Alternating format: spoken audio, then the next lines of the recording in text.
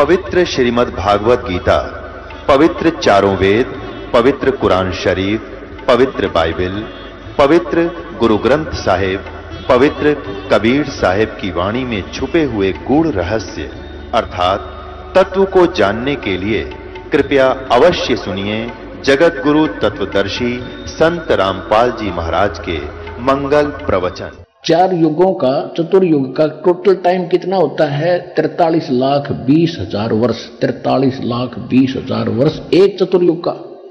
और ऐसे ऐसे 1008 चतुर्युग का ब्रह्मा जी का दिन और इतनी ही रात्रि।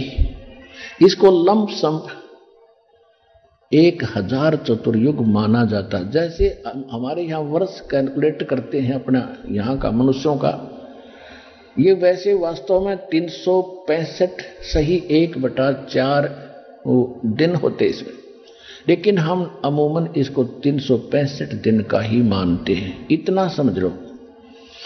वैसे 1008 होते हैं। और इसका आगे ऐसे इनकी आगे भी इसकी डिफाइन किया है कि एक इंद्र का शासनकाल 72 चतुर्युग का होता है और एक ब्रह्मा जी के एक दिन में 14 इंद्रों का शासनकाल पूरा हो जाता है। तो 72 को 14 से गुणा करेंगे तो 1008 चतुर्युग होते। तो लमसम माना जाता है 1000 चतुर्युग का ब्रह्मा का दिन, इतनी ही रात्रि। ये दोनों मिलाकर समझो एक दिन रात बन गए ब्रह्मा के। ऐसे 30 दिन रात का महीना और 12 महीने का एक वर्ष, ऐसे बने हुए पीरियड से। और ऐसे 100 वर्ष की आयु है ब्रह्मा जी की। ओ तेरे की बताओ, अब हम तो 100 वर्ष हमारे गिन लो, ये कितने समय उसकी तुलना में। अब उसकी कैलकुलेशन ऐसे हटकर हम अन्य देवताओं की कैलकुलेशन नहीं कर सकते। अब ऐसे निकालेंगे, ब्रह्मा जी की आयु ऐसे बने हुए 100 वर्ष की होगी, ठीक है। उसके बाद इसे 7 गुनी विष्णु जी की 700 वर्ष जैसे ये बने हैं वर्ष, और इससे 7 गुना शंकर भगवान की 4900 वर्ष। किससे 7 गुना? विष्णु जी से 7 गुना। और जब ऐसे 7 गुना आयु वाला शंकर मर जाएगा, ऐसे ऐसे 70,000 जब ये शंकर जी मर जाएंगे, उसके बाद एक ब्रह्मांड का विनाश होगा और इस गीता ज्ञान दाता की मृत्यु होगी। और इतना पीरियड जो होगा 70,000 बार शंकर मरने के बाद, ऐसे जो एक बार ब्रह्मांड का विनाश होगा और इसकी मृत्यु होगी काल की, ज्योत निरंजन की, सरपुरुष की। तो वो होगा युग। किसका? अक्षर पुरुष का युग होगा वो युग। अपने आत्माओं ने वेदों गीता का समझना कोई बालकों का काम नहीं था। गीता अध्याय नंबर 8 के श्लोक नंबर 17 में उसमें लिखा है कि सैंसर युग लिखा है, सैंसर चतुर्युग नहीं लिखा। ये गलती कर रहे हो अनुवाद करते समय, उन्होंने ब्रह्मा जी का वो सिद्ध कर दिया। वो है सैंसर युग ओनली, नोट चतुर्युग। तो 1000 युग का दिन किसका? अक्षर पुरुष का, और इतनी ही रात्रि। तो ऐसे जैसे एक युग, दास ने ये बताया, ऐसा एक युग, ऐसे ऐसे 1000 युग का अक्षर पुरुष का दिन और इतने ही युग की रात्रि। ऐसे 30 दिन रात का इसका महीना, और ऐसे 12 महीने का एक वर्ष, और फिर 100 वर्ष की आयु है उस अक्षर पुरुष की, और फिर भी मृत्यु। गीता अध्याय नंबर 15 के श्लोक नंबर 16 और 17 में 3 पुरुष बताए, सरपुरुष अक्षर पुरुष बताए। 16वें श्लोक में 15वें अध्याय के उसमें कहा कि ये 2 पुरुष प्रसिद्ध हैं, एक सरपुरुष और एक अक्षर पुरुष। ये भी और इनके अंतर्गत जितने प्राणी इनके कमांड में हैं, ये सब नाशवान है, लेकिन जीवात्मा अलग विषय है, वो नहीं मरती। फिर उसके तुरंत बाद का 17वें श्लोक में 15वें अध्याय के उत्तम पुरुष है तू अन्य परमात्मा इति उदाहरते, ये लोग तरम अविश्य विवर्ती अवैश्वर है। वो इन दोनों से कोई अन्य है, वो परमात्मा श्रेष्ठ भगवान उत्तम पुरुषोत्तम, और वही तीनों लोकों में प्रवेश करके सबका धारण पोषण करता है। वो मूल रूपी संसार है, संसार रूपी वृक्ष की मूल है, और वही वास्तव में अविनाशी है, अव्यय ईश्वर है। तो वो कौन है? और इनकी मृत्यु जो इतनी लंबी आयु है अक्षर पुरुष की, फिर भी मृत्यु है, इसलिए इसको अक्षर कहने लगे। अक्षर माने अविनाशी होता है, लेकिन ये अविनाशी नहीं है, लेकिन अविनाशी से कम भी नहीं है। इतनी लंबी उम्र में मरेगा, लेकिन फिर भी मृत्यु है। तो सूक्ष्म वेद में कहा है, एती उम्र बुलंद मुर्गा अंतरे, सतगुरु लगे न कान न भेंटे वो संतरे। इतनी लंबी आयु होने के बाद भी मृत्यु होगी, क्योंकि आपको वो तत्वदर्शी संत नहीं मिला। जो गीता अध्याय नंबर 4 के श्लोक नंबर 34 में जिसका वो वर्णन है, यजुर्वेद अध्याय नंबर 40 के मंत्र 10 में जिसका कहा कि वो धीरा नाम तत्वदर्शी संत ही सही सही मार्ग बताते हैं, उनसे सुनो। तो वो तत्वदर्शी संत आज विश्व में ये दास है। एक बार को होते 100 बार सुन लो।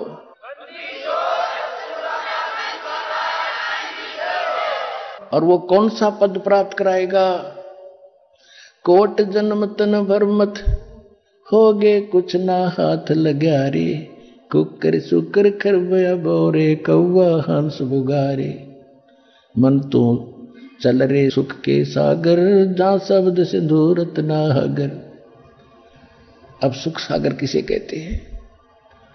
शंखों लहर बेहर की उपजे कहर नहीं जा कोई, दास गरीब अचल अविनाशी सुख का सागर सोई। ओए होए पुण्यात्माओं, आप देखो यहां आए हो, यहां पर कदम रखते ही आपकी टेंशन 99% दूर हो जाती है भगवान के दरबार में आती। और फिर यहां आप कैसा सुख महसूस करते हो? ये एक मिनी सतलोक है। आपका सारा दिन रात का पता नहीं कैसे गया। सत्संग सुनते हो, फिर खाना खाते हो, बना बनाया भोजन मिलता है, बिछे बिछाए वस्त्र मिलते हैं, सब प्रबंध कर रखे हैं आपके भाई बहनों ने आपके लिए। बाथरूम बना रखे हैं, नहाने का धोने का एक जैसी व्यवस्था है। तो यहां आपको क्या दिक्कत है? समय का पता नहीं चलता, 5 दिन 4 दिन कैसे गए। ये सतलोक में ऐसा ही है। ये तो एक कंजेक्टेड सा क्षेत्र है, वो तो बहुत खुला, और वहां भगवान की चर्चा भी आपको ऐसे सुनाई जाती है। समय है वहां आपका, कहीं सत्संग चल रहा है, मालिक सुना रहे हैं, आप वहां भी सुन सकते हो, फिर कहीं घूम रहे हैं, यानी ऐसे समय जाता है, सारी चीज सुविधा उपलब्ध है। कभी खुद चर्चा करते हैं दाता की, नीचे से गए हुए तो बहुत रोते हैं, हमने जुल्म करा है भगवान, देख कैसे नीच थे हम, कहाँ गंद नरक में गिरे थे। 100 शुक्र मनाते हैं उनका, और उनका धन्यवाद करते हैं कि तुम फंसे नहीं हमारे साथ, धन्य है तुम्हारी बुद्धि को, जो पहले वहां रह गए तो हमारे साथ इस गंदे लोक में नहीं आए। तो इस प्रकार वहां समय हमारा व्यतीत होता है।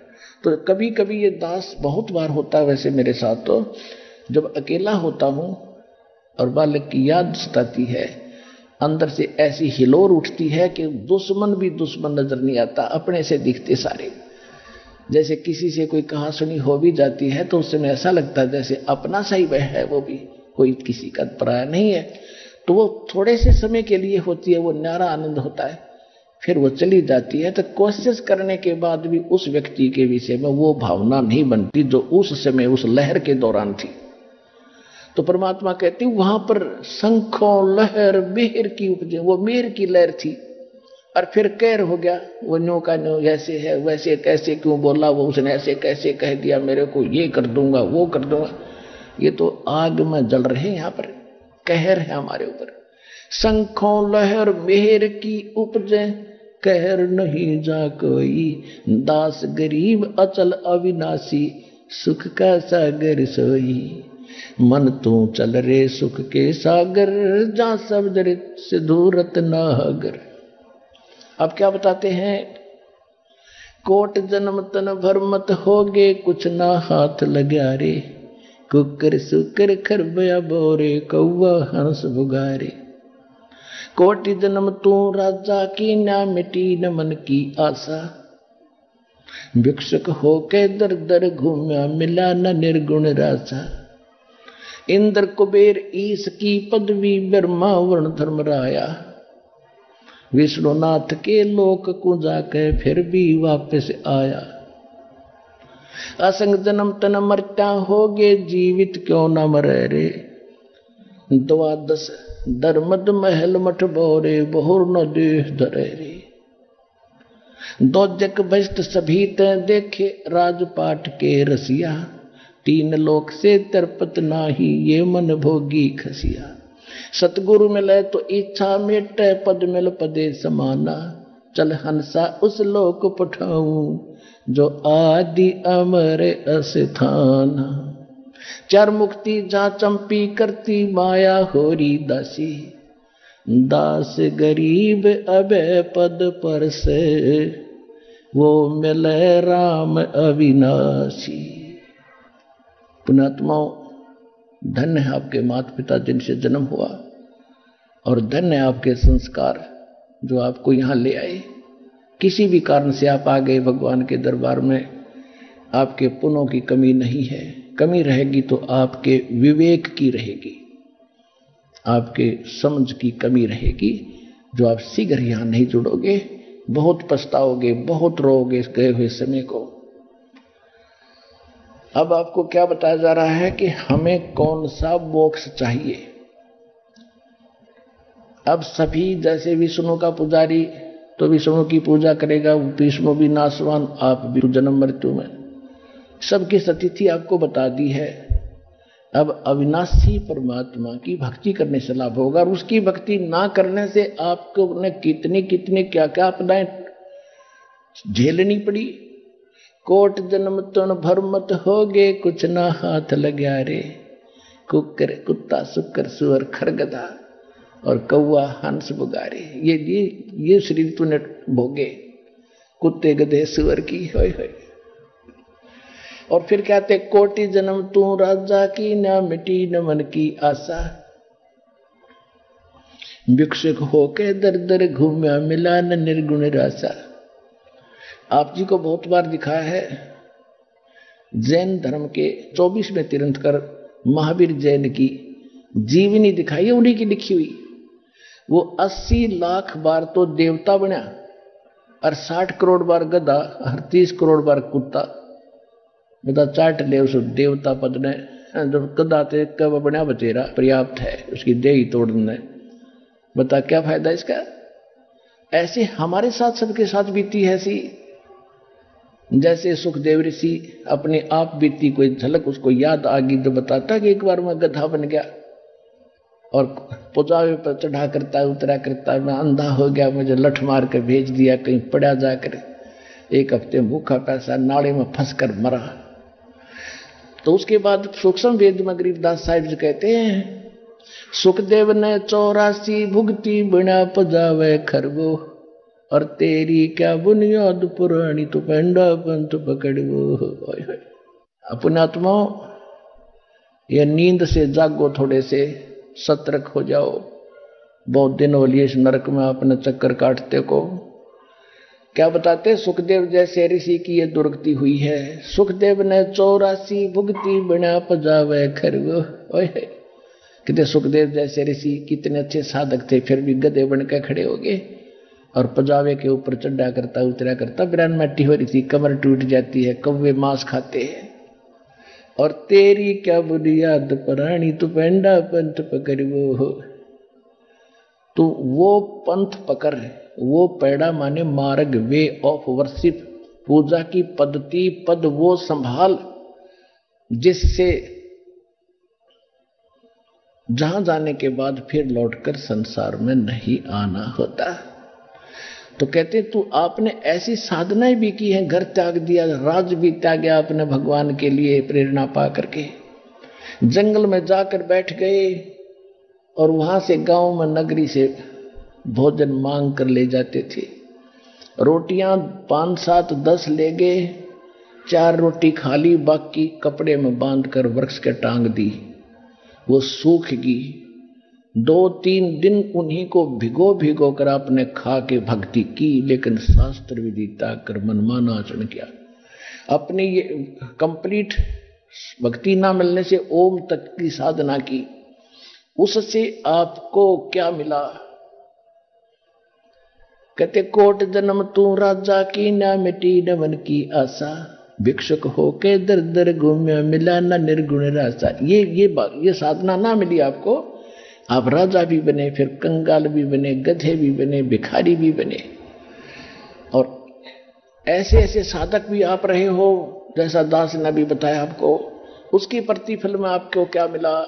इंद्र कुबेर ईश की पदवी, ब्रह्मा वरुण धर्मराया, विश्वनाथ के पुर को जाके तू फिर भी वापस आया। ओए होए, इंद्र स्वर्ग का राजा भी बने आप, ऐसी हठ साधनाएं कर करके, धर्म करके, तपस्याएं करके। और इंद्र कुबेर वित्त मंत्री है स्वर्ग के अंदर, कुबेर धन का देवता।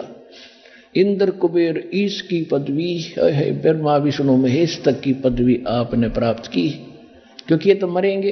इसके बाद नई पुण्यात्माओं को काल अपनी पत्नी दुर्गा के गर्भ से ऐसे जन्म देता रहता है, उनको कोमा में रखता है। युवा होते ही ब्रह्मा के मरते दूसरा युवा बैठा देता, ब्रह्माणी भी मर जाती है, दूसरी पैदा होती है, ऐसे वो रखी जाती है।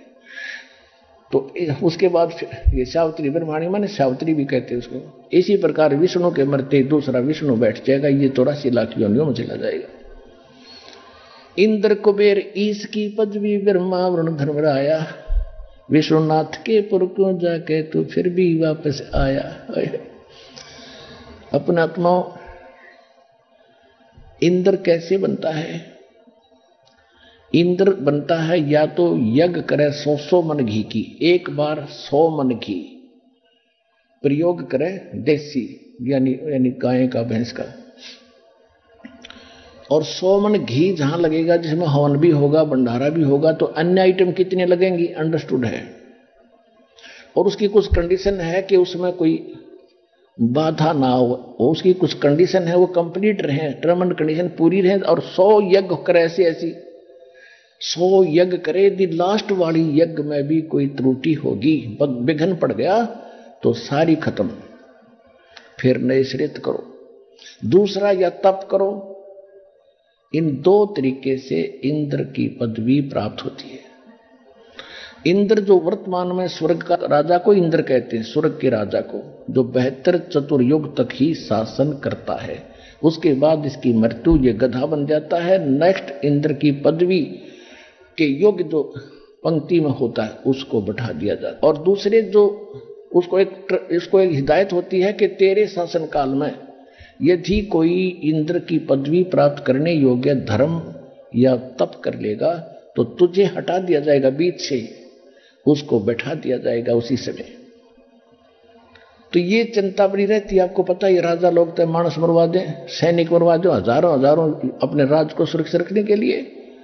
तो इंद्र ने हलकारे छोड़ रखे पृथ्वी लोक पे, गुप्त देवता उसके, और वो ये देखते रहते हैं, वो सीआईडी ऑफिसर हैं उसके, सीआईडी वाले हैं वो, और वो देखते रहते हैं कि कौन कैसी साधना कर रहा है। वो तुरंत बताते हैं कि ऐसे ऐसे उस जंगल में बैठा है, वो तपस्या इतने वर्षों से कर रहा है, सुनते हैं वहां बैठकर सबसे वो।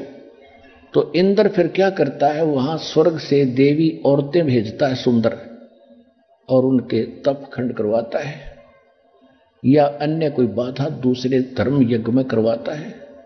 एक मार्कंडे नाम के ऋषि बंगाल की खाड़ी में एकांत स्थान ढूंढ कर वहां साधना कर रहे थे। इंद्र को पता चला कि ऐसे ऐसे मार्कंडे नाम के गोसाई, एक ऋषि बहुत समय से तपस्या कर रहे हैं। उसको चिंता बनी, टेंशन बनी कि तेरा राज जाएगा। उसने एक सुंदर औरत अपने लोक से भेज दी उसका तप खंड करवाने के लिए। अब उसको दे दिए, सारी सिद्धि दे दी उसने। आसपास के वातावरण ऐसा बना दिया जैसे एक फाल्गुन के उत्तर होता है, बसंत ऋतु जैसा बना दिया। और ऐसी मीठी मीठी धुन अपने आप बज रही है गाने की, और वो डांस करने लगी थोड़ी सी दूरी पर उस ऋषि के सामने। ऋषि की अर्ध आंखें खुली थी, अर्ध बंद थी, ऐसे करके कभी खोल रहा था, कभी बंद कर रहा था। वो काफी देर डांस करती रही, नाचती रही, पर ऋषि मुस्काए तक नहीं। अंत में निवस्त्र होगी। तब ऋषि ने कहा कि हे बेटी, हे माई, हे बहन, आप किस लिए आए हो, आपका उद्देश्य क्या है? वो शर्मिंदा होकर के उसने वस्त्र पहनकर कहा कि ऋषि जी, मेरे स्वरूप को देखकर यहाँ के अन्य बनखंड के जो ऋषि थे, तपस्वी थे, वो तो सभी कंडम हो गए, लेकिन आप ना जाने आपकी समाधि कहाँ थी, आप पर असर नहीं हुआ। तब मार्कंडेय ऋषि ने कहा कि जहां मैं समाधि से गया हुआ था, वहां तेरे जैसी तो उन नाचने वालों की 7-7 नौकरानी थी, बंदी थी, वो इतनी ब्यूटीफुल है तुमसे, तो तेरे को क्या देखूं मैं? अपने आत्माओं विचार करना। जैसे हम इन महापुरुषों को समाधि लगाए और तप करते देखा करते थे, भाई पता नहीं न के पा लिया होगा। यो मन इतना नीच है, इतना बकवादी है, ये मन इतना शरारती तत्व है, ये 1 सेकंड भी ना बैठने दे जीवन है। जैसे आप बस स्टैंड पर बस की इंतजार कर रहे हो, बैठ जाते हो कुर्सी पे, थोड़ी देर में खड़े होकर देखता है आगे के नहीं आगे, देखियो मन मानो 10 आध घंटे में 10 बैठा हुआ। और आप सिनेमा देखने जाते हो 3 घंटे फिल्म, 3 घंटे का पता भी नहीं चलता, जैसे और भी होती थोड़ी सी और देख लेते 3 घंटे, और नो बैठा रहा कड़ लाए कति सीट पे उकसा भी कोई नहीं। तो ये जो साधना करते थे, जो हठ योग करते थे, इनके कोई कमल खुल जाता था। जो 7 कमल हैं अपने शरीर में, इनमें से कोई खुल जाता था। इनकी पूर्व संस्कार से, हठ योग से एक आधा हो जाता ओपन। तो उसमें क्या है, ये उसमें पहुंच जाती आत्मा। शरीर यहां होता, आत्मा वहां पहुंच जाती, वहां पर घूम रहा होता है, डांस देख रहा है, गाने देख रहा है, पता नहीं क्या क्या बकवास देख रहा है। इसलिए तो बैठा ना, मन टेकने दे इसने, 1 मिनट में ठा ले जा। तो यही दशा थी उस मार्कंडेय ऋषि की। उसकी समाधि ब्रह्मलोक में पहुंच गई, उस सुप्रीम होटल में, रेस्टोरेंट में। और वहां ये डांस, नाच, बकवाद सारे जो कहते हैं, सबसे गंदे कर्म उस और ज्यादा जो ना है वो वहां पर है।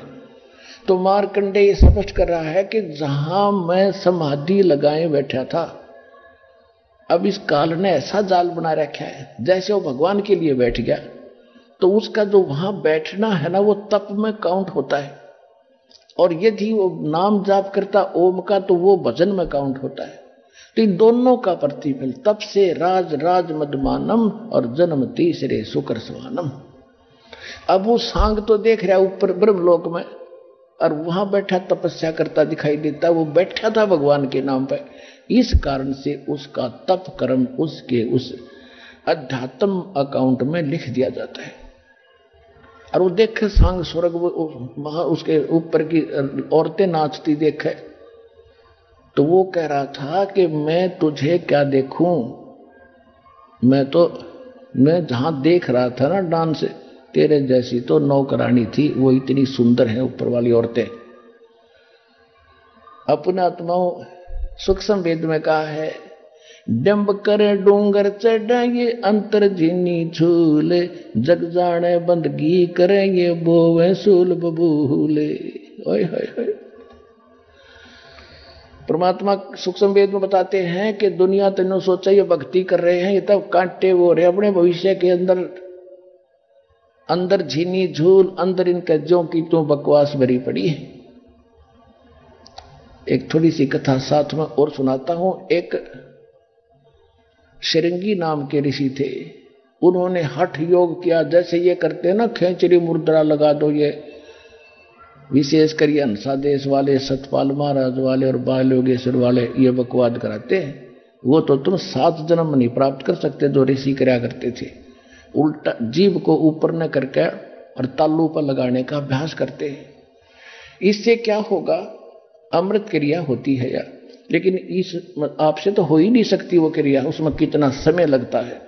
पहले ऋषि लोग लंबी आयु होती थी, तो वो क्या करते थे ये मूर्ख, के पहले भक्ति योग्य बनते हैं, इन सब वासनाओं का नाश करते हैं, फिर भक्ति करेंगे। तो वो जब वासनाओं का नाश हो गया, फिर भक्ति की जरूरत क्या रहेगी?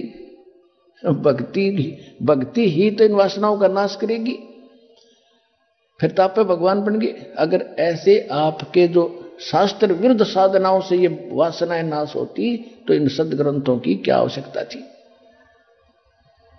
तो उसमें क्या किया उसने, अभ्यास किया खेचरी मुद्रा का, ऐसे तालुबों पर जीव लगा करना। उससे क्या होता है कि इस अभ्यास से जब तालु तक जीभ लगना शुरू हो जाती है और काफी समय तक लगी रहती है, ऊपर से एक हमारे यहां ऊपर अंदर इस तालु के ऊपर एक छोटा सा जैसे अंडा देखा हो मुर्गी का और वो फूट जाए, उसका भी चौथा हिस्सा फूटे हुए का, ऐसा एक स्थान है हमारे अंदर इस तालु के ऊपर। और शरीर से जो हमारे एक अमृत भी बनता है अंदर, जैसे सभी आप देख रहे हो कैसी कैसे आइटम बनते हैं शरीर में, और जिससे संतान उत्पत्ति होती है पदार्थ भी बनता है, ऐसे अमृत भी बनता है। लेकिन वो अमृत शरीर में ना जाकर के सीधा नाभि पर पहुंचता है। नाभि के चारों ओर एक कुंडलनी शक्ति है, कुंडलनी एक नागिनी है, एक नाड़ी है, उसका मुंह ऐसे है सर्प की तरह, और वो उसके ऊपर आके गिरता रहता, वो सारा का सारा वो भस्म कर देती है, खत्म करती है। और श्वास के जो ये लोग क्या करते हैं, श्वास क्रिया करते हैं, उससे सूक्ष्म श्वास हो जाने से वो उसका मुंह नीचे को हो जाता है, फिर वो शरीर के अंदर प्रवेश होना शुरू होता है वो अमृत जो है। और वो क्या है, जैसे तालु का जीभ लगाएंगे तो वो फिर वहां से एक वाल सा टिका है उसके ऊपर, वो वाल हट जाएगा, बिल्कुल सूक्ष्म सा है, तिल से का भी चौथे हिस्सा ऐसा वाल है, फिर उससे एक सुराख है बाल जैसा, उसमें से वो अमृत फिर हमारे नाभि के ठीक ठिकाने गिरता जाके, और नाभि से फिर सब आहार चलता है तो उसको भूख बंद हो जाती है।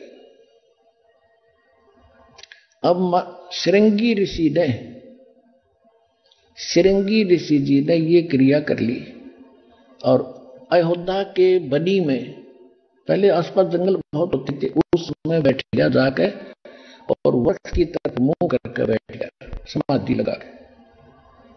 अब भगवान की खोज में शब्द घूमते हैं, जाके देखा एक साधु आया हुआ है, एक दिन देखा, 2 दिन देखा, 10 दिन देखा, 20 दिन देखा, महीना देखा कि ये ना कोई फ्रेश होने जाता है ना कुछ खाता है, एक बार वृक्ष के जीभ लगाता है, ऐसे चाटता है, फिर बैठा ही रहता है। चर्चा का विषय बन गया कि ऐसा महापुरुष देखा ना सुना, इधर उधर की दुनिया देखने आने लगी।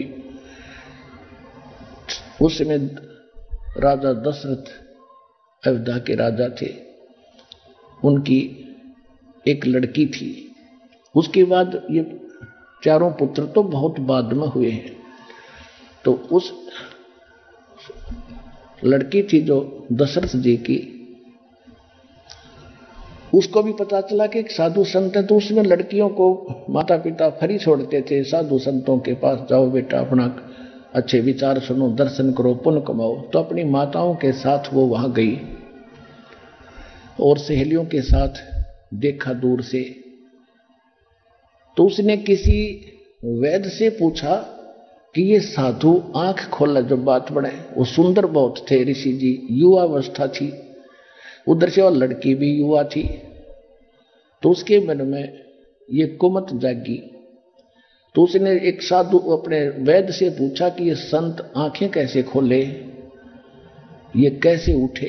तो उसने कहा कि जहां ये जीभ लगाता है एक बार वृक्ष की दिन में, वहां पर शहद लगा दो। राजा की लड़की कौन रोक के उसने अपनी नौकरानी से कहा कि अच्छा सा शहद लगा दे यहां पर। उसने शहद लगा दिया। ऋषि जी ने जिस समय वो अपना करता था आहार, उसने ऐसे जीभ मारी, पहले 2-3 बार जीभ लगाता था, उसने 10 बार चाटा, उसने 10 बार चाटा। दूसरे दिन लगा दिया, तीसरे दिन तो ऋषि जी आंख खोल ली और देखा चारों तरफ वो दर्शक खड़े। अगले दिन वो भोजन बना के ले गई थी, खाना खिला दिया, खीर ख्यार उस्ताई। फिर अपने पिताजी से प्रार्थना की कि पिताजी मैं दीक्षा लेना चाहती हूँ महापुरुष से, दीक्षा ले ली। फिर वो उस लड़की लेकर भाज गया पंडित जी, राजा दशरथ की लड़की को, उससे विवाह कर लिया उन्होंने। फिर तो परमात्मा कहते हैं विकार मरे मत जानियो जो भूबड़ में आगे। ये विकार मरेंगे इस भक्ति से, जो दास बताता सांस के सिमरण से ऐसी सचिति हो जाएगी आपकी। अब मार्कंडेय ऋषि ने कहा कि तेरे से कोई और सुंदर हो उसको भेज। तब उर्वशी ने कहा कि मेरे से सुंदर स्वर्ग में कोई नहीं है, मैं सबसे सुंदर और इंद्र की पटरानी हूं। और आप एक बार इंद्र लोक में चलो। मार्कंडेय ऋषि ने कहा कि बेटी,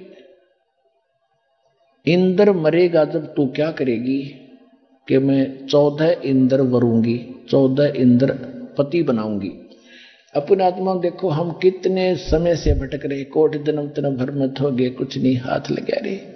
तो उस पुण्य आत्मा जो इंद्र की पत्नी बनी हुई है, स्वर्ग की रानी, महारानी, तो उसने अपने मनुष्य जीवन में कितने पुण्य किए होंगे, कितनी भक्ति की होगी, कितनी लंबी आयु प्राप्त कर ली, कितना सुख समय का उसने पुण्य कर लिए। वो कहती है कि इंद्र 72 चतुर्युग का जीवन पूरा करके मर जाएगा, दूसरा इंद्र गद्दी पर आवेगा, मैं उसकी भी पत्नी रहूंगी, मैं जीवित रहूंगी। और मार्कंडेय जी को इतना तो पता ही था कि ब्रह्मा भी मरेगा, इंद्र भी मरेगा। तो उसने कहा कि वो 14 इंद्र भी मरेंगे, तब तू क्या करेगी भाई? 14 इंद्र भी मरेंगे तब तू क्या करेगी? तभी तो मरेगी। हाँ, मैं जितने इंद्र भोगूंगी वह तो गधे बनेंगे मृत्यु के उपरांत, और मैं गधी बनूंगी मृतलोक में जाके। मार्कंडेय ऋषि कहने लगा कि फिर मुझे ऐसे गंदे लोक में तू क्यों ले जावे थी, जहां का राजा गधा बने, रानी गधी बने। तो क्या कहती है, मैं अपनी इज्जत रखने के लिए, नहीं तो वहां मेरी हंसी करेंगे, मजाक करेंगे, तू वहां पर हार कर आगी ऋषि के सामने, इसलिए एक बार चल पड़ो। तो मार्कंडेय ऋषि कहने लगा, रे भूतनी, तू आज भी गधी 14 खत्म करेगी, हर मरने के बाद तू खुद कह रही है मैं गधी बनूंगी, बाढ़ में जा तेरा इस इंद्र लोक में पैर भी ना रखूं मैं। अब इतने में इंद्र स्वयं आ गया और इंद्र ने कहा कि महाराज, आप जीते, हम हारे, विधान अनुसार आप इंद्र की गद्दी प्राप्त करो। मार्कंडेय ऋषि ने कहा, रे इंद्र तू क्या बात करता है, इंद्र ता राज कागदा बेस्टा ना भोगा इंद्राणी नो। कहते मेरे लिए तो काग की बीट है, और सुन, छोड़ इस इंद्र के लोक को, तुझे भक्ति बताता हूं ब्रह्मलोक की, चल वहां ब्रह्मलोक में कितना सुख है। अब इन ब्राह्मणों ने, पंडितों ने ब्रह्मलोक तो ऊपर ज्ञान नहीं था, ये उसने फाइनल मान रहे थे। तो इंद्र क्या कहता है, देखो प्रत्यक्ष पता उसको गधा बनेगा, और फिर भी कहता फिर देखूंगा महाराज जी, फिर देखूंगा, फिर कभी तो मौज करने दो। फिर क्या देखा गधा बनने पाचा, फिर तो कुम्हार देखेगा। भाई साहब देखना, आप देखो, अब जैसे आप किसी मित्र रिश्तेदार के पास जाते हो, उसको समय पर टूक मिल रहे हैं, कोई अच्छा पद प्राप्त है, कोई डॉक्टर, इंजीनियर, IAS IPS, जज, मंत्री, मुख्यमंत्री बना हो, उस और वैसे भी समाज में थोड़ी बहुत ठीक सी उसकी इज्जत हो, उसको कह के देखो ऐसे, और सारी मान भी लेगा क्योंकि पुण्य आत्मा। फिर नुगा फिर देखांगे, फिर खाक देखा गदा बने पास, फिर तो कुम्हार देखेगा, 2.5 मन का बोरा कड़पा मारेगा लठ। देखना, अब देख बुराई छोड़, आ सतलोक आश्रम बरवाला जिला हिसार में कल्याण करवा ले। ये है तरीका।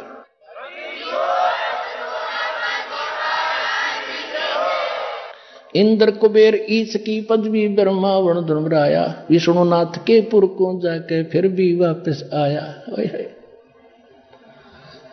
असंग जन्म तन मरत्या होगे, जीवित क्यों न मरे रे, 12 मद में अलमठ बोरे, बहुर न दे धरे रे। असंख्य जन्म तन मरत्या होगी, अरे एक बार जीवित मर के देखो। जीवित मरना है, एक तो ये है कि हम अपनी भक्ति मर्यादा के अनुसार चलें, संसार के चोचलों को ना देखें। कोई कोठी 2 बना रहा है, 4 प्लाट खरीदने जा रहा है, खरीदने दे, ढोंड दे डले तो गोबर का भूंड है। अपनी सीमा में रहें, सीमित खर्च करो, लोक लाज की तरफ देखकर अपने कर्म बिगाड़ो मत, चाहे आपको कितना कष्ट सहना पड़े। यो भी जीवित मरना है, यानी मरने के बाद उस शव को कितना पीटो छेतो उसके क्या असर है। तो यहाँ संसारिक जो व्यंग हैं, संसारिक ताने हैं या कोई और यातनाएं हैं संसार की जो समाज के कारण दी जाती है, उनको सहन करो, बोलो मत, भगवान पर विश्वास रखो। जीवित मरना एक ये है। दूसरा जीवित मरना ये है कि जैसे आप यहाँ के लिए चलते हो, सतलोक के लिए, आश्रम के लिए, सत्संग के लिए, तो मन में पता नहीं क्या क्या प्रेरणा आती है कि ये नुकसान हो जाएगा, वो हो जाएगा, फिर देखूंगा, फिर मैं मतलब इससे भी ज्यादा हो जाए अगली बार। तो उस समय ये सोच ले, जैसे हम किसी कामवश रात्रि में भी नाइट सर्विस करके जाते हैं, फिर वापस आने की सोचते हैं। ऐसे एक व्यक्ति, घना जरूरी काम था, नाइट सर्विस से जाकर वापस आने की सोच कर गया था, फिर ये काम करूंगा नहीं तो बात बिगड़ जाएगी। वह नाइट सर्विस एक्सीडेंट होगी, उससे मर गया। वह स्पीड खींच रहा था, वह भी खत्म हुई, जीवन भी परमानेंट गया, और वो काम जितना अनिवार्य था, जिसको वापस आकर रात को ही आप वापस आकर के संभालना था, वो पड़ा का पड़ा रह गया। तो जब आप यहां वहां से चलो और ये मन बकवाद घटे, उस समय नो सोच ले मेरी मृत्यु हो जाए अब, तो फिर इसने कौन करेगा। जब तक आपकी बुद्धि यहां नहीं सेट होगी, आप सतलोक बस आश्रम बरवाला में नहीं आ सकते। काल ने इतनी बाधाएं बना रखी। और फिर आप देखियो, आप इसके नाम चल पड़ो। कहते मात पिता सुत स्त्री आलस बंधु काने, संत मिलन को जब चले ये अटकावे आने, इनका अटकाया अटके नहीं और संत दर्श को जावे, कहे कबीर सो संत है भी आवागमन न सावे। ते मात पिता सुत स्त्री, छोटे बच्चों को माँ बाप बाधा करते जिनको ये ज्ञान नहीं, और किसी भक्त को ये लगन लगी तो उसकी पत्नी को ज्ञान नहीं, वो पत्नी बाधा बनती है। किसी की पत्नी को ज्ञान हो गया तो पति दुश्मन बन बैठ जाए, लाठी लेकर बैठ जाएगा, नहीं जाएगी, वहां नहीं जान दूंगा। फिर आलस, आलस फिर देखेंगे, ईब करत फिर देखेंगे, गर्मी ज्यादा है, सर्दी ज्यादा है, ये बहाना और आलस। और बंधु कान, लोक लाज, ये लोग क्या कहेंगे, तीसरे दिन सत्संग में जाता है, क्या कहेंगे पता ये क्या कर रहा है, ये तो ये क्रिया भी नहीं करता, ये भी नहीं करता, बता क्या कहेंगे। कहते नहीं, लोक लाज के कारण यो जीव गया बिगो, और जब यो कुल के कर लेगा तो चार पाया का हो। आज तो लोक लाज के कारण नहीं क्रिया करेगा, कल न गधा बन जाएगा। ये लोग के कुल के लोग तेरे को क्या बचाव करेंगे, मूर्ख भले पुरुष। तो कहते हैं संत मिलन को मात पिता सुत स्त्री अलस बंधु कान, और संत दर्श को जब चला ये अटका में आन, इनका अटकाया अटके नहीं, इनका डटा डटे नहीं, और संत दर्श को जाए, कहे कबीर सो संत है उसका आवागमन न साए। अब जैसे आप चलते हो तो ये सोच लो कि आप मर गए, मृत्यु होगी, आप यहां आगे 4 दिन 5 दिन, और जब यहां अपना काम भगवान कोड़ा करके जब जाओगे, अगर कोई छोटा मोटा हानि हुई है तो फिर पूरी कर लेंगे, क्योंकि जीवन है। यदि परमानेंट टिकट कट गई, परमानेंट मर गया, जब कौन संभालेगा, उन ठेकेदार बना बैठा। इसको कहते जीवित मरना। असंग जन्म तन मरत्या होगे, जीवित क्यों न मरे रे, 12 मध्य महल मठ भोरे, बहुर न दे धरे रे। आज के सत्संग का विषय है कि हमने कौन सा मोक्ष चाहिए। इस आज तक हमने 10वां द्वार घाटा जोड़ रखा था, इस आगे बुद्धि नहीं जाती। और एक जम्मू के अंदर है रांजड़ी में, उस मधु परमहंस फौजी साहब, उसका किता 11वां द्वार हाथ लग गया, लिखा किता कबीर सागर में। उसने यो डंडोरा पीट दिया, मेरे जैसा ज्ञान नहीं, मेरे पास जो वस्तु किसी के पास नहीं, 11वां खिड़की पागी, 11वीं खिड़की पागी। 11वीं इसका 11वीं तो बात ना, उसको पता भी नहीं वो 11वीं है कहाँ, उस पढ़ी है, अनुभव नहीं उसे।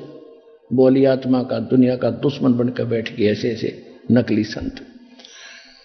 अब 10वां द्वार तो सिर्फ एक ब्रह्मांड से पार करेगा, उसके बाद शून्य है इसके चारों तरफ, उसमें धक्के खाता रहेगा। फिर 11वां द्वार है 21 ब्रह्मांड को पार करके अक्षर पुरुष के लोक में प्रवेश करना होता है। और 12वां द्वार है अक्षर पुरुष के 7 संग ब्रह्मांडों को पार करके आगे फिर एक द्वार आती है सीमा पर, वो सतलोक में 12वां द्वार पार करके प्राणी जाता है। कहते हैं असंग जन्म तन मरता होगे जीवित क्यों न मरे रे, दवा दस दर महल मठ बोरे।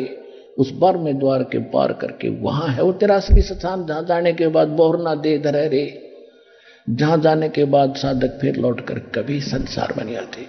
दो जग भिष्ट सभी ते देखे राजपाट के रसिया। ओए होए, स्वर्ग में भी गया पुण्य करके, नरक भी गया पाप के आधार से, और राजपाट के चक्कर में तूने जीवन नाश कर दिया।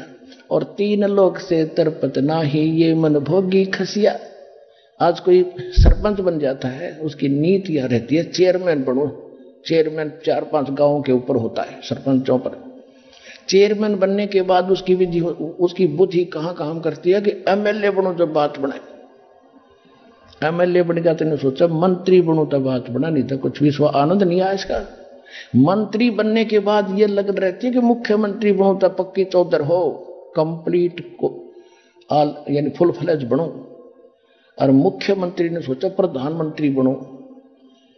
प्रधानमंत्री बना के ना बना टिकट कटगी और फिर गधा बनेगा जबर, वो भी सोचे। अगम निगम को खोज ले बुद्धि विवेक विचार, उदय अस्त का राज मिले तो बिन नाम बेगार। बेगार कति यानी बगैर इनकम की, पर्यटन को बेगार कहते हैं। तो एक पैसे की इनकम नहीं और खर्च घर से हो, और वो मूर्ख ऐसा जो काम करता वो शराब पी कर करया करे। तो कहते हैं दो जग भिष्ट सभी ते देखे राजपाट के रसिया, तीन लोक से तरपत नाही ये मन भोगी खसिया। प्रधानमंत्री बन गया, मान ले कोई प्रभुता का पात्र, ईब के करेगा। अब बता आगे कौन सा कदम रहेगा तेरा? राष्ट्रपति बन जाएगा, फिर क्या बनेगा? फिर पीछे तू पशुआ की जय गद्दा बैल बनाई, ये 56 भोग कहा मन भोरे की कुरडी चरने जाई। ओए होए, टूटी कमर पजावे चड्डे कागा मन मास गिलाई। तो परमात्मा कहते हैं फिर पीछे तू खर की जगह कुरडी चरने जाई, टूटी कमर पजावे चड्डे तेरा कागा मास गिलाई खाए। फिर क्या वो कहते हैं जय सतगुरु की संगत करते सकल कर्म कट जाई, अमरपुरी पर आसन होते जहां धूप ना छाई। हम फिर आते हैं दो जग भिष्ट सभी ते देखे राजपाट के रसिया, तीन लोक से तरपत नाही ये मन भोगी खसिया। इसको 3 लोक भी दे दे तो भी संतोष नहीं इस मन पापी के। कैसे होगा? सतगुरु मिले तो इच्छा भेटे पद मिल पदे समाना। संत मिलेगा, इन इच्छाओं को काटेगा, समाप्त करेगा। किसके लिए ढोरे हो डले, या कितने दिन तुम रहोगे? करोड़ रुपये जमा कर लिए, कल मृत्यु होगी भगत, कौन प्रयोग करेगा उसको? आप कुत्ता बन के घूम रहा होगा कोठी के चारों तरफ एक चौकीदार की तरह।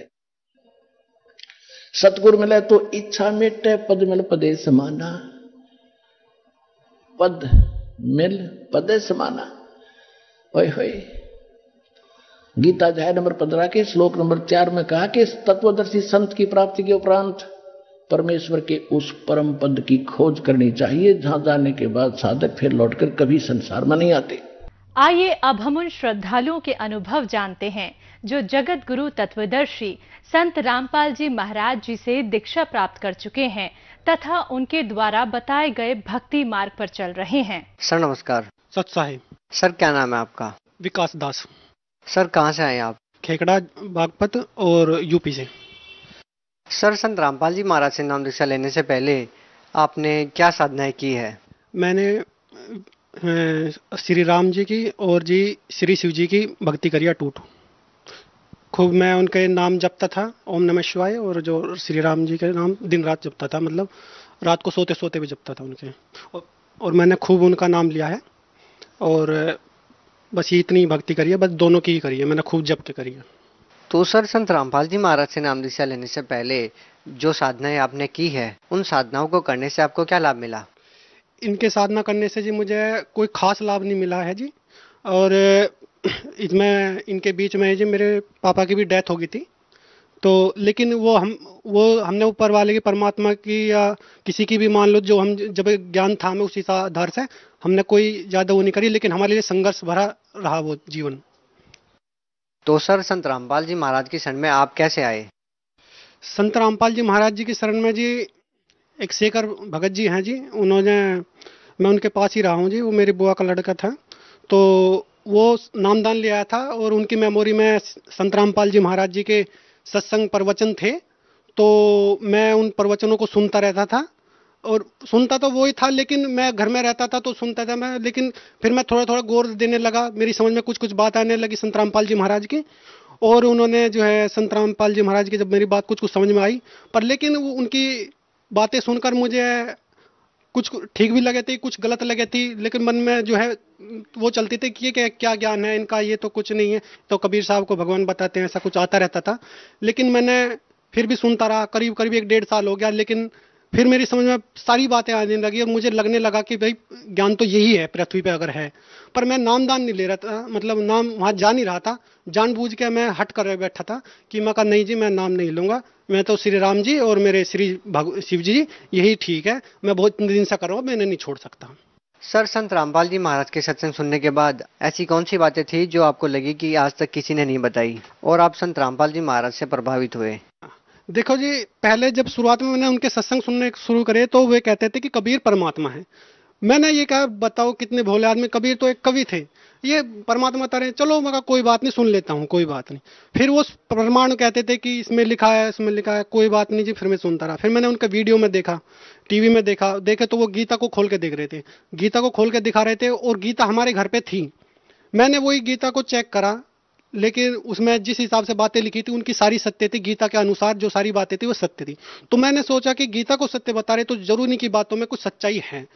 तो मैंने वो वेदों में बताते थे, उसमें बताते, मैं सोचता था कि वेदों तो हमने कभी देखे भी नहीं है, क्या पता झूठ बता तो, लेकिन गीता की बातें इनकी सारी सच्चाई लगी, क्योंकि गीता को मैं पढ़ता था लेकिन वो समझ में नहीं आती थी। मतलब ये सोचता था कि जैसे वो बताते थे गीता में, हिंदी में गीता थी, उसमें लिखा हुआ था कि जो है मुझे 2 प्रकार के प्राणी पसंद हैं, 2 प्रकार के मेरे शिष्य हैं। अर्जुन को समझा रहे हैं श्री कृष्ण जी, कह रहे हैं कि मेरे 2 प्रकार के शिष्य हैं, एक तो कर्म योगी, एक कर्म सन्यासी। लेकिन उस टाइम तक कर्म योगी का और कर्म सन्यासी का तो मुझे कुछ पता ही नहीं था, ये शब्द ही ऐसे थे। पर मैं आगे आगे पढ़ते रहता था और पढ़ के ये सोच लेता था कि एक अध्याय पढ़ लिया शायद इससे भला हो जाएगा मेरा, ठीक है ना। तो लेकिन जब वो कर्म सन्यासी और कर्म योगी की जब उन्होंने वो सत्संग सुने, मैंने गीता तो मैं पहले से पढ़ रहा था, मम्मी जी पढ़ती थी तो मैं देख लेता था, तो लेकिन जब उन्होंने उस सत्संग में बताया, अपने जो मोबाइल चलाते रहते थे उसमें जब अपने सत्संगों के माध्यम से उन्होंने बताया कि कर्म सन्यासी वो हैं जो कर्म से सन्यास लेकर पहाड़ों पे चले जाते हैं और वहां पे बैठ के भक्ति करते हैं, और कर्म योगी वे जो अपने कर्म करते करते भक्ति करते हैं, तो वो कर्म योगी हैं। तो मैं समझ गया कि मका ये बिल्कुल सही अनुवाद है और बिल्कुल सही है, क्योंकि हम भी पढ़ा लिखा समाज है, आज मैं भी पढ़ा लिखा हूं। तो मैंने सोचा कि यही भक्ति मुझे अपनानी है, लेकिन मैं हट ही कर रहा था। पर अब समझ में मेरे आने लगी, जब मेरी गीता समझ में आने लगी तो उनका ज्ञान भी मेरी समझ में आने लगा था। और गीता को मैंने खुद जाकर चेक करा, उन्हीं श्लोक को उसी नंबर पर चेक करा, तो बिल्कुल सत्य थी संत रामपाल जी महाराज की बातें। सर, संत रामपाल जी महाराज से नाम दीक्षा लेने के बाद आपको क्या लाभ मिले? देखो जी, लाभ की मैं आपको बात बताऊं, ऐसा है, मैं आपको पहले ही बता रहा हूं कि 1 डेढ़ साल से मैं हट करे बैठा था, और मेरी मम्मी जी ने और मेरे भाई जी ने संत रामपाल जी महाराज जी से नामदान उपदेश ले लिया था, ठीक है जी। लेकिन मैं नहीं ले रहा था, ज्ञान में समझ रहा था लेकिन मैं ले नहीं रहा था। लेकिन जब मैंने अपनी मम्मी को देखा, एक चमत्कार मम्मी के साथ में, क्योंकि मेरी मम्मी जी को 12 साल से सांस की बीमारी थी, दम्मे की, और डॉक्टर ने बोल दिया था कि भाई इनका सांस तो सांस के साथ ही जाएगा, ये इंजेक्शन और ये गोली देते रहना, और उनको एक पंप भी दे दिया था कि कभी कभी ये भी मार लिया करें, वो मुंह में लगाने का पंप था। जब मेरे भाई मम्मी को लेके जा रहे थे उस टाइम पे उनको सांस फूल रही थी, और उनको कह रहे थे कि तुम चलो वहां पे सब ठीक हो जाते हैं, देखो प्रमाण आ रहे हैं टीवी में कितना दिखा रहे हैं। मम्मी को यकीन नहीं आ रहा था, मम्मी कह रही कि मैं कैसे जाऊं, मुझे तो ठंड लग रही है ये। फिर भी मम्मी ने थोड़ी, हमने कहा कि दवाई ले लो, साथ में दवाई रखेंगे, और तुम चलो एक बार चल के दर्शन तो कर लेते हैं। तो मम्मी जी वहां पे गई थी और वहां पे नामदान लेकर आई थी, और वहां से जब आई थी तो जब हम गए थे रजाई उड़ा के लेके गए थे, और वहां से आई सोल में आई थी, चादर ओढ़ के, बस खाली चादर में, और आके और फिर कह रही थी, वहां के गुण गाते गाते मेरे सामने नहीं थक रही थी, क्योंकि मैं तो हट करे बैठा था। जब वहां के गुण गा रही थी, कह रही थी बेटा तू वहीं से नाम लेना और कहीं मत जावे, और ये श्री राम जी श्री कृष्ण जी जब आए थे तभी ये मोक्ष दे सकते हैं, अब संत रामपाल जी महाराज आ रहे हैं, ये उन भगवान का ही अवतार हैं। तो मैंने क्या सोचा, मैं कहा जब महिमा गाने लगी तो मैं कह रही थी कि वहां पे जो है ना, जो संत रामपाल जी महाराज हैं वो नाम दान देते हैं, और देखो अब मैं कितनी स्वस्थ हूं, मुझे बहुत राहत मिली है। मैं कह रहा कि मुझे भी लग रहा था, क्योंकि जब वो पहले गई थी उसकी हालत ऐसी थी, और आने के बाद ऐसी हालत, 3 दिन वहां पे रह गई थी। और वहां पे जो भोजन करा था वो उनका परहेज वाला था, मैं उन्हें कह के भेजा था कि आपका तो वहां चावल भी मिलेंगे, वो मिलेंगे। उनको बेटा मैंने सब खाया है वहां पे, और देख लो अब तुम। और आज मैंने दवाई, जब मैं ट्रेन में बैठी थी, जब से मैंने अब तक कोई दवाई नहीं ली, और मैं तो रास्ते में वैसे भी थक जाती थी, कमजोर थी ना, तो और मुझे भी लग रहा था, पर मैंने सोचा मैं फिर तो मैं जरूर जाऊंगा, नाम जरूर लूंगा। और लाभ की मैं अपनी बताऊं, मेरी नौकरी नहीं लग रही थी, अपना जो मैं नौकरी के लिए घूम रहा था, इधर उधर जाता था, नौकरी नहीं लग रही थी। जब मैंने सोचा कि मेरा कहीं से काम नहीं बन रहा, मेरी नौकरी भी नहीं लग रही, अब मैं संत रामपाल जी महाराज के सामने ही गिड़गिड़ाऊंगा, क्योंकि जब मैं बहुत चमत्कार देख चुका था अपने भाइयों के भी, और मम्मी का सांस जो बिल्कुल ठीक हो चुका है। आज भी मेरी मम्मी है, प्रमाण के तौर पर है, उनकी दवाइयां वगैरह सब कुछ है, लेकिन आज वो बिल्कुल ठीक है। और मैं उनका प्रमाण सबसे पे ज्यादा इंप्रेस हुआ, क्योंकि मैं आज मेडिकल ही लाइन में आया हूं, और मैं इस चीज पे विश्वास नहीं करता था बिल्कुल भी कि भाई किसी का सांस ठीक हो सकता है, लेकिन मैंने पूरा विश्वास हो गया मुझे, तब मैं वहां पे जाकर नामदान लेके आया, और फिर मेरी नौकरी भी लगी। नौकरी मैंने किसी की नहीं करी, फिर मैंने अपना मेडिकल स्टोर करा। जो नौकरी थी, मैं नौकरी के चक्कर में ही नहीं लगा, परमात्मा ने ऐसी मेरी व्यवस्था बनाई कि मुझे मेडिकल स्टोर करवाया, और मैंने जो है दवाइयों की लाइन में अब मेरी अच्छी 1.5 साल मुझे स्टोर करते करते हो गया, और मेरी अच्छी सेल भी हो रही है अब। और अब मेरा माइंड बिल्कुल शांत है, क्योंकि परमात्मा के ज्ञान से मुझे पता लगा कि जो संत रामपाल जी महाराज हैं, जो उनका ज्ञान है और वो जो विधि बता रहे हैं, वो तो मुझे बिल्कुल ही इंप्रेस कर गई। उनकी जो विधि है बताने की, परमात्मा को जो वेद और शास्त्र और गीता कुरान सबसे मिक्स करवा दिया, जो अब मैं आप सबको बताता हूं, उनके प्रमाण दिखा दिए। अब तो बिल्कुल ही कहीं और में जी ही नहीं लगता। और कोई भक्ति के लिए मुझे अगर कोई कहे कि ये कर लो वो कर लो, किस आधार पे कर लूं, अब मुझे पता लग गया है कि अपने शास्त्रों के अनुसार पे भक्ति करनी चाहिए हमें। सर, संत रामपाल जी महाराज से नाम दीक्षा लेने के बाद आपको और क्या लाभ मिले? देखो जी, लाभ परमात्मा की दया से अब मेरा मेडिकल स्टोर है, और मेरे दिमाग में अब कोई टेंशन नहीं। पहले मेरे दिमाग में बहुत टेंशन रहती थी, क्योंकि काम धाम नहीं था। और सबसे पहले जो आदमी का काम धाम नहीं होगा, जो 20-22 साल का हो गया हो, उसका काम धाम ना लगे, बेरोजगार हो जाए, तो आप खुद समझ सकते हो कि वो कितना परेशान है। ठीक है जी। और वही परमात्मा ने मेरी सबसे पहले परेशानी हल करी, क्योंकि काम धाम के बिना मन में गलत विचार आने शुरू हो गए थे। ये लगता था कि भाई मैं तो किसी लायक हूं नहीं, और मैंने सब देवी देवताओं को भी पूज लेते, क्योंकि मैं जाट वर्ण से हूं, और मेरे घर के कुल देवता भी हैं। देवताओं के सामने मैंने जल चढ़ाकर खूब प्रार्थना करी, हे देवता जी, हे महाराज जी, मुझे मेरी नौकरी दिलवा दो, या मुझे कोई काम लगवा दो। मैंने, लेकिन कोई भी ऐसा नहीं होता। लेकिन संत रामपाल जी महाराज के वहां से आने के 3 या 4 महीने बाद ही मेरे मन में विचार आया कि मैं दवाइयों के बारे में जानता हूं, दवाइयों के बारे में अच्छी नॉलेज है, क्यों ना मैं अपना मेडिकल स्टोर करूं। और भाई ने भी मेरा समर्थन करा, और उन्होंने जो पैसा था वो भी लगाया मेरे ऊपर, और लगाने के बाद में आज बिल्कुल बेफिक्र, बिल्कुल टेंशन फ्री होकर, क्योंकि परमात्मा की अगवानी है कि गोधन गजधन बाजधन और रतन धन खान, जब आवे संतोष धन सब दूरी समान। क्योंकि संत रामपाल जी महाराज के ज्ञान से हमें इतना संतोष मिला, और वही सबसे बड़ा धन है। और इसी ज्ञान में संतोष मिल सकता है। बाकी चारों ओर घूमते रहो, कितना ही कमा लो, कितना ही कर लो, लेकिन संतोष नहीं मिला था। आज संतोष मिल रहा है मुझे। सर, संत रामपाल जी महाराज को जो ज्ञान है वो अन्य धर्म गुरुओं से किस प्रकार से अलग है? मैं तो कहता हूं जी, इनका संत रामपाल जी महाराज का ज्ञान बिल्कुल वेद और शास्त्रों और गीता पे आधारित है, जो जिसे हम प्रमाणित मानते हैं, जिनको हम ये कहते हैं हाँ जी ऑथेंटिक है, ये मोहर है इनकी, ISI प्रमाणित है, जो हमारे ग्रंथ हैं ISI मोहर। तो ये जो ग्रंथ है, इनके आधार पर ही संत रामपाल जी महाराज जी का ज्ञान है। और आप जिस पे जो भी अपना, जैसे किसी पे गीता है, कोई भी चीज अगर संत रामपाल जी महाराज ने कहा है, तो अपने उन पुस्तकों में मिला लो। जैसे मैंने भी मिला, मेरे पास गीता थी, मैंने उनका पहले तो ज्ञान सुना, 1-1.5 साल मैंने उनका पूरा ज्ञान सुना, और सुनने के बाद में मेरे 6 महीने के बाद ही मैंने उनका ज्ञान मिलाना शुरू कर दिया। मैंने 6 महीने तक ज्ञान सुनता रहा, तो मैंने उनका ज्ञान अपनी गीता जो रखी हुई थी उसमें मिलाया, तो बिल्कुल ओके पाया। और उनका ज्ञान अदर सबकी मैं सुनता हूं, इधर की सुनता हूं, उधर की, बस सब ऐसे ही कहते हैं कि आंख बंद करके चलो, लेकिन मैं कहता हूं आंख खोल के चलो, अपने शास्त्रों को देखो। क्यों आंख बंद करके चलने की जरूरत है, जब हमारे पास प्रमाण है, हमारे पास गीता है, कुरान है, ये सब कुछ है। और संत रामपाल जी महाराज जी की इतनी बड़ी दया है, और वो टीवी पे ऐसे खोल के दिखा रहे हैं कि अपने जैसे घर पे खोल के देख रहे हो तुम। उन्हीं पुस्तकों को मेन प्रकाशन भी दिखा रहे हैं, ये दिखा रहे हैं उनके घर की छपी हुई नहीं, उनको खोल के दिखा रहे हैं। जब मैंने पहली बार उनको वेद को खोल के और वो पढ़ते हुए सुनाया तो मेरे तो अंदर झंझनाहट सी मच गई। मैं कहा अरे वेद को खोल के सामने दिखा रहे हैं, और वेद तो हमने कभी इसका ऊपर का गत्ता तक नहीं देखा था, इतना मोटा वेद दिखाया उन्होंने। और वो दिखाया उसके अंदर जो है हमने ये देखा कि मैं बिल्कुल सही अच्छी बात है। गीता खोल के गीता में भी हमारी सारी ओके बात है, बिल्कुल उसी पृष्ठ पे उसी नंबर पे वही चीज लिखी हुई है। और देखो एक अवश्य जाने वाला पर्चा है संत रामपाल जी महाराज, उसमें लिखा ब्रह्मा विष्णु महेश के माता पिता कौन है, किसी के पास कोई जवाब नहीं। और शास्त्रों में लिखा हुआ है शेरावाली दुर्गा अष्टांगी का पति कौन है, और वो पूरे श्रृंगार करी हुई है तो उसका पति भी है। लेकिन किसी भी हाँ ये तो मानते हैं हाँ जी दुर्गा पूरा श्रृंगार करती है तो उसका पति कौन है जी, पता नहीं जी। तो तब मैं उसे बताता हूँ कि ज्ञान गंगा पुस्तक आती है, आप उसको पढ़िए, उसके ज्ञान को समझिए। और सर ज्ञान गंगा पुस्तक को कैसे मंगवा सकते हैं, कितने रुपए में मिलेगी? ज्ञान गंगा पुस्तक का परमात्मा ने संत रामपाल जी महाराज जी ने बहुत दया कर रखी है ज्ञान के लिए। संत रामपाल जी महाराज ने जो है ज्ञान गंगा पुस्तक केवल 20 रुपए में मिलती है। इतनी मोटी पुस्तक है, 10 रुपए में खाली रजिस्टर नहीं आएगा, और 20 रुपए में पूरी पुस्तक आ रही है, छपी छपाई और बढ़िया पन्नों की। लेकिन और निःशुल्क भी मंगवा सकते हो आप। चैनल पे प्रोग्राम आता है, उसमें जो है एक नीचे पट्टी हुई रहती है, उसमें नंबर लिखे हुए होते हैं, उस पर आप SMS करोगे और अपना एड्रेस लिख के भेजोगे तो घर पे फ्री में ही पुस्तक वो घर पे पहुंचती है, ठीक है ना।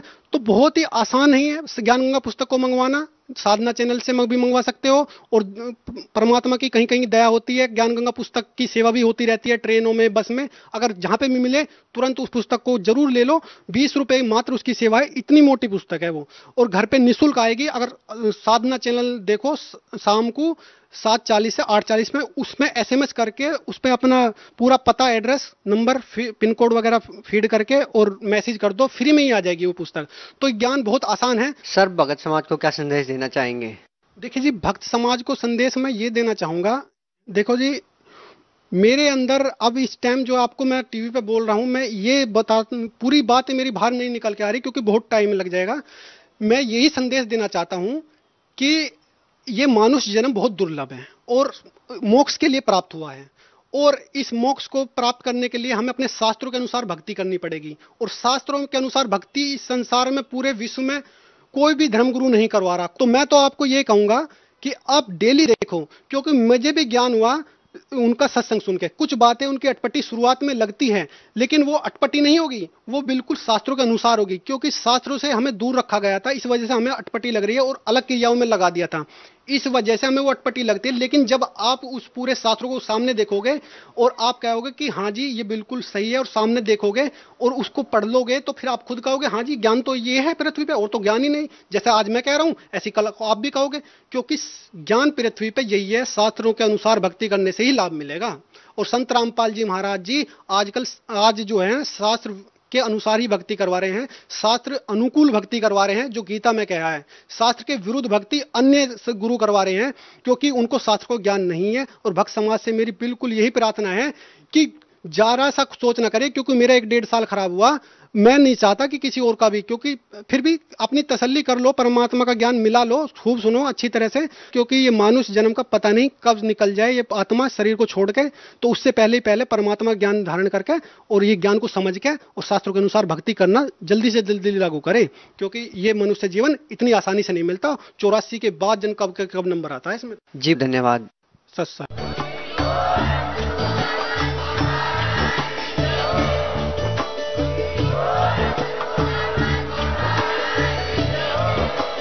आप सुन रहे थे जगत गुरु तत्वदर्शी संत रामपाल जी महाराज जी के मंगल प्रवचन। अधिक जानकारी के लिए विजिट कीजिए हमारी वेबसाइट